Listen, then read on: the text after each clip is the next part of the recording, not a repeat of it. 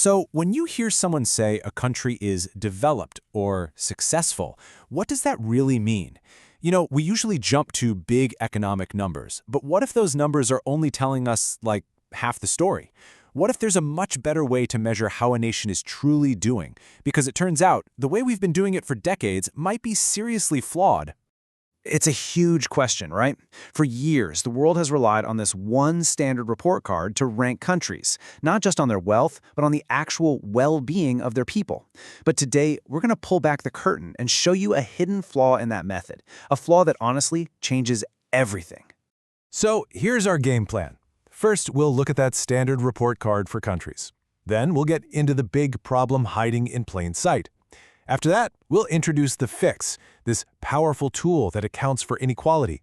Then comes the fun part.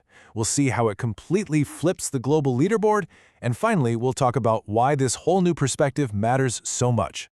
All right, let's dive right into part one, the standard scorecard. This is the tool that organizations like the UN have been using for decades to see how countries stack up against each other. And this is it, the Human Development Index, or HDI. It's actually a really great idea. Instead of just looking at money, it pulls together life expectancy, education levels, and income to give a country a single, more complete score. For a long time, this was the gold standard.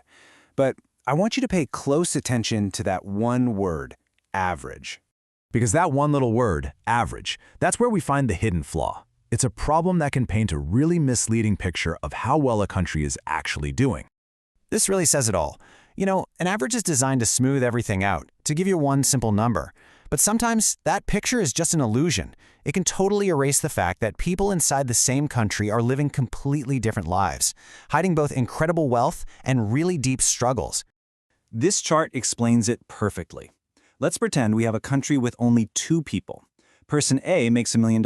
Awesome for them. But person B makes zero. So what's the average income? $500,000. Now, on paper, that sounds fantastic. But does that $500,000 number actually describe reality for either person? No way. Not even close. And that's exactly the problem when you scale this up to a whole country. A nation can have a really high average HDI score, making it look great, while huge parts of its population are being left behind. That so-called success isn't really being shared at all. So if the standard HDI only shows us a country's potential development, how do we get a look at its actual development? Well, that brings us to the solution. Meet the Inequality-Adjusted Human Development Index, or IHDI. Think of it this way. It starts with the same three ingredients, health, education, and income. But then it applies a penalty for inequality. It literally adjusts the score downward to show how widely that development is being shared. This isn't about the average anymore, it's about reality. And this gives us a brand new, super powerful number, the overall loss. The best way to think about it is like a tax that inequality puts on a country's progress. It's the chunk of human development potential that's just lost because it isn't being shared fairly. The higher that percentage, the bigger the country's inequality problem. Okay, now this is where it gets really interesting, because once you stop looking at just the average and you start penalizing for inequality, the world map of so-called successful countries gets a major shakeup. I mean, just look at this table. The second we factor in inequality, the rankings get scrambled. Countries that are more equitable, like Kyrgyzstan and Czechia, they leap up the list. But then nations with higher inequality, like the United States, Colombia, and South Africa, they drop. And in some cases, they drop a lot. Let's zoom in on Kyrgyzstan for a second. Its standard rank is 117, which, is pretty far down the list. But look what happens with the new measurement. It skyrockets up 26 places. That's a massive jump. It tells us that whatever progress that country has managed to achieve, it's doing a much better job of sharing it with all its people. And now for the other side of the coin, South Africa. It plummets a staggering 29 ranks. This just rips the Band-Aid off and shows us that despite its relative wealth on paper, extreme inequality means the benefits are trapped at the top, and a huge amount of its human development potential is just being wasted. This comparison makes it so clear. On one side, you have a country like Slovenia, which loses just under 5% of its potential to inequality. That's incredibly low. On the other side, South Africa loses 35.8%. More than a third of its entire development potential is just gone, lost in the gaps created by inequality. These are two completely different stories of what national progress looks like.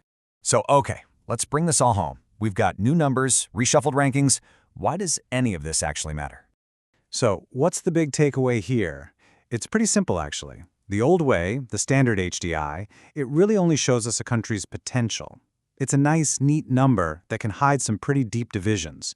But the IHDI, that shows us the reality on the ground. It reveals the actual level of development that people are experiencing day to day. And as we've seen, switching to this truer metric completely rewrites the story of who's really succeeding in the world and who isn't.